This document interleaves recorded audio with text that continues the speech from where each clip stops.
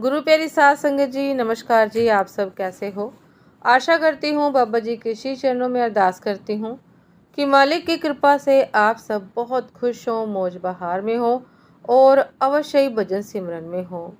साध संगत जी, मैं हाजिर हूँ आज आप सभी से एक बहुत ही खूबसूरत साखी साझा करने के लिए। उम्मीद करती हूँ कि साखी आप सभी को बहुत पसंद आएगी। तो साध संगत जी, समय ना गवाते हुए शुरू करते हैं। साध संगत जी, जिक्र है कि एक बार हुजूर पूरनपुर बड़े महाराज जी अपने सेक्रेटरी राय साहिब लाला हरनारायण जी तथा बीबी लाजो के साथ जलंधर में कोड़खाना देखने गए।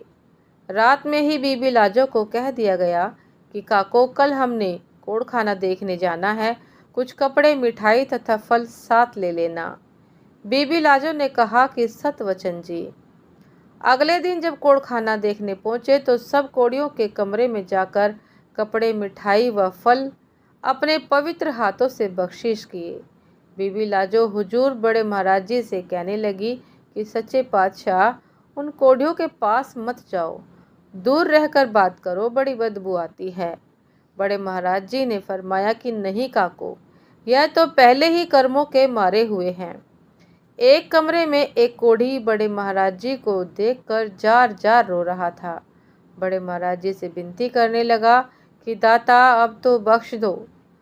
हुजूर बड़े महाराज जी ने बड़े प्यार से दया मेहर रहमत वाली दृष्टि उस पर डाली और अपनी जेब में से कुछ रुपए भी उसे दिए और फरमाया कि जा, बाबा जी महाराज ने तुझे बख्श दिया। साध संगत जी, जब बड़े महाराज जी राय साहिब तथा बीबी लाजो वापस डेरे आए तो बीबी लाजो ने हुजूर बड़े महाराज जी से पूछा कि सच्चे पातशाह, वह कोढ़ी कौन था जो जार जार रो रहा था? बड़े महाराज जी ने टाल दिया, परंतु जब बीबी लाजो ने पुनः विनती की तो बड़े महाराज जी ने फरमाया कि काको, वह बाबा जी महाराज बाबा जयमल सिंह जी महाराज का सेवक था।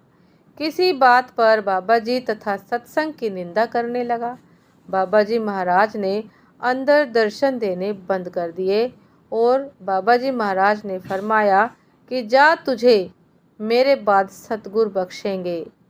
इसलिए काको, मेरे ऊपर जिम्मेदारी थी, क्योंकि बाबा जी महाराज का जीव था, इसलिए अब उस पुनः मनुष्य चोला उसे प्राप्त होगा, किसी सत्संगी के घर मिलेगा और तब उसकी 84 समाप्त होगी।